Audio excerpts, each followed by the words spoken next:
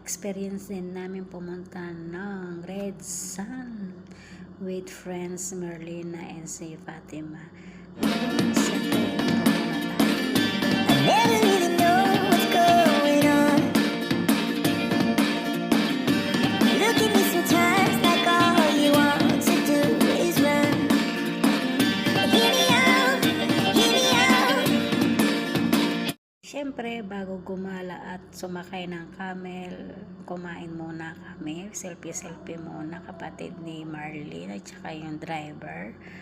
Ayan, siyempre, andito kami. Sarap ng kain namin.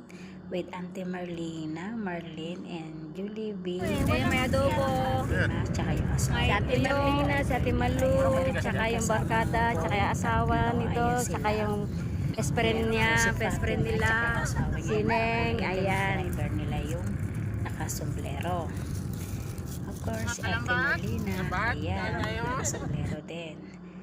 Ayan na nga, ito na nga, dito sa desierto ng Red Sun ay may mga renta ng 40 real sa motor. Ayan, mamimili kayo dyan. Marami sila, hindi sila pare-parehas, pero mga kumbaga business lang. Itong camel, 30 real, iikot ka lang na saglit, pipicturan. Yun lang, para may remembrance ka lang, 30 real na yan. Minsan, nagbibigay sila pag walang tao, 20 real. Pero 30, 40, ganon. 40 real hanggang 30. Minsan, sasabihin nila, okay na, pwede ng 30, pero hindi naman. Yung pala 40. Pag dalawang tao, ganon. Minsan 50 daw. Ganyan. Pag marami talagang tao na ayan nga, ang ganda rin ng Red Sun. Lilipot ka niyan.